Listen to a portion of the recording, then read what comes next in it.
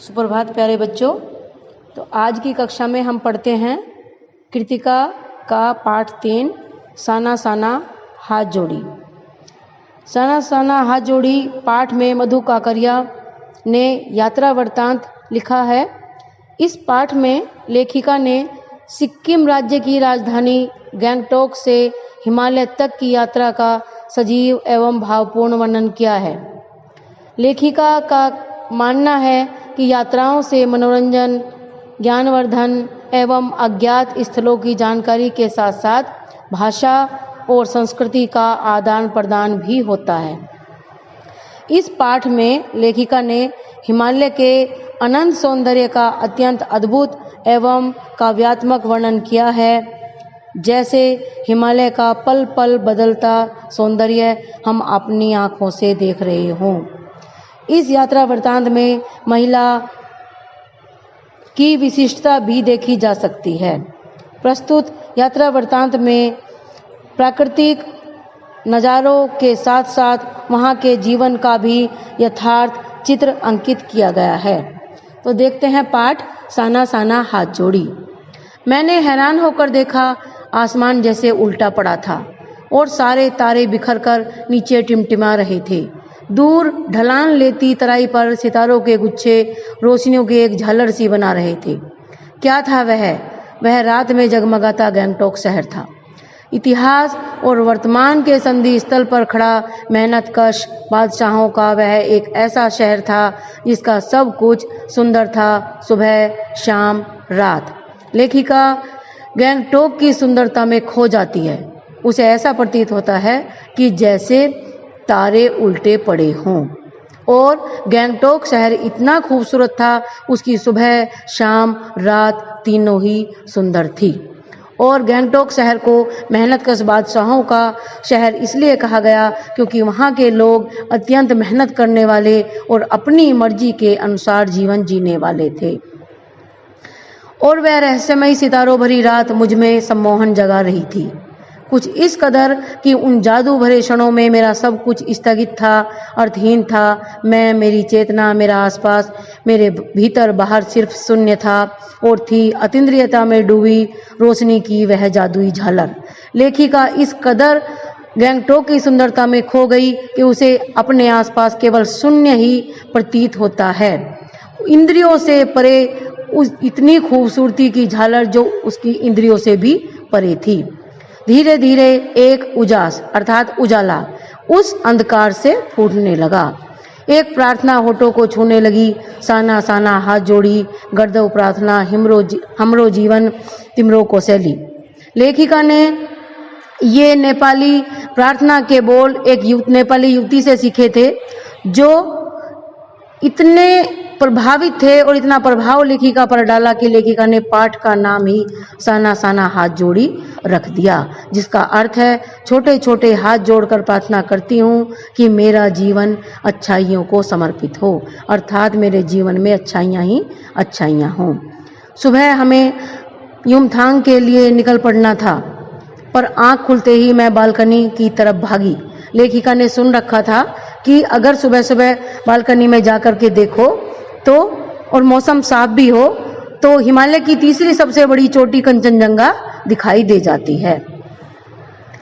यहाँ के लोगों ने बताया कि यदि मौसम साफ हो तो बालकनी से भी कंचनजंगा दिखाई देती है। हिमालय की तीसरी सबसे बड़ी चोटी कंचनजंगा पर मौसम अच्छा होने के बावजूद आसमान हल्के हल्के बादलों से ढका था।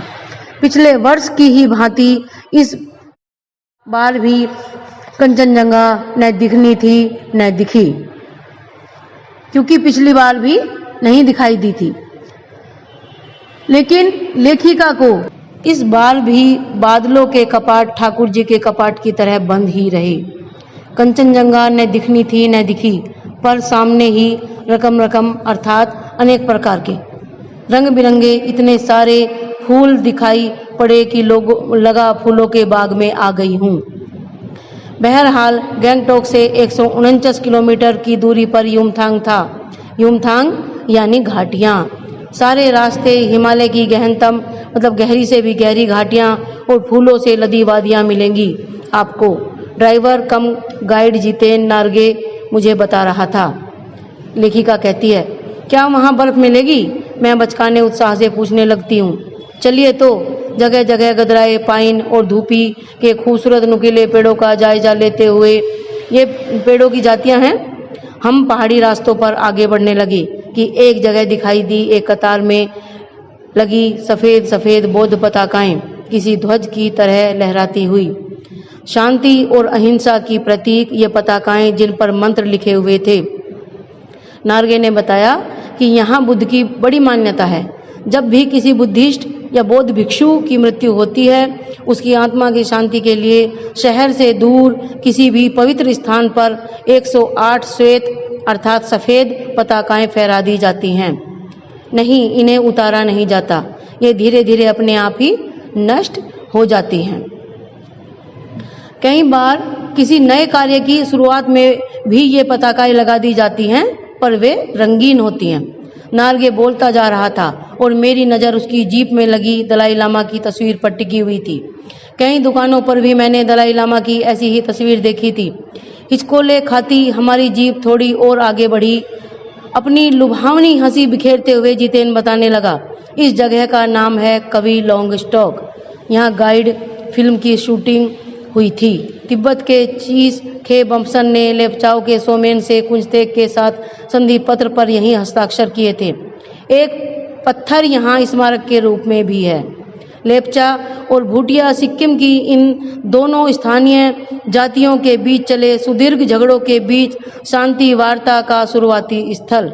उन्हीं रास्तों पर मैंने देखा एक कुटिया के भीतर घूमता चक्र, प्रेयर व्हील। यह क्या? नार्गे कहने लगा, मैडम यह धर्म चक्र है, प्रेयर व्हील। इसको घुमाने से सारे पाप धुल जाते हैं। क्या? चाहे मैदान हो या पहाड़, तमाम वैज्ञानिक प्रगतियों के बावजूद इस देश की आत्मा एक जैसी। लोगों की आस्थाएं, विश्वास, अंधविश्वास, पाप पुण्य की अवधारणाएं और कल्पनाएं एक जैसी। ये बहुत ही महत्वपूर्ण लाइनें हैं बच्चों। इनमें से प्रश्न भी आ गया है बोर्ड में, और इनका तात्पर्य है कि आत्मा एक जैसी। जिस प्रकार पहाड़ी एरिया में प्रेयर व्हील धर्म चक्र को घुमाने से सारे पाप धुल जाते हैं, उसी प्रकार मैदानी क्षेत्र में गंगा में डुबकी लगाने से पाप धुल जाते हैं। इसलिए लेखिका ने कहा है कि सारे देश की आत्मा एक जैसी। रफ्ता रफ्ता धीरे धीरे हम ऊंचाई की ओर बढ़ने लगे। बाजार, लोग और बस्तियां पीछे छूटने लगे। अब परिदृश्य से चलते चलते स्वेटर बुनती नेपाली युवतियां और पीठ पर भारी भरकम कार्टून ढोते बोने से दिखते बहादुर नेपाली ओझल हो रहे थे। लेखिका इतनी ऊंचाई पर थी कि उसे सभी चीज़ें बहुत छोटी छोटी नजर आ रही थी।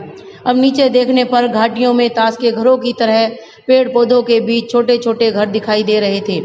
हिमालय भी अब छोटी छोटी पहाड़ियों के रूप में नहीं, वरन अपने विराट रूप एवं वैभव के साथ सामने आने वाला था। न जाने कितने दर्शकों, यात्रियों और तीर्थाटनियों का काम्य हिमालय अर्थात इच्छा रखने वाले, जो उसे देखने की इच्छा रखते थे, वे पल पल परिवर्तित होता हिमालय, पल पल अपने स्वरूप को बदलता। ये लाइन प्रश्न बन करके बोर्ड में आ गई है। इसमें आपको बताना है बच्चों कि हिमालय किस तरह था।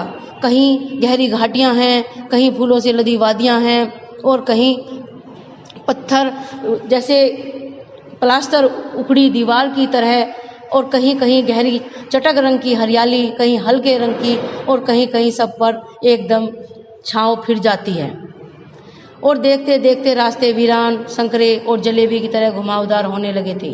हिमालय बड़ा होते होते विशालकाय होने लगा। घटाएं गहराती गहराती पाताल नापने लगी। वादियां चौड़ी होने लगी।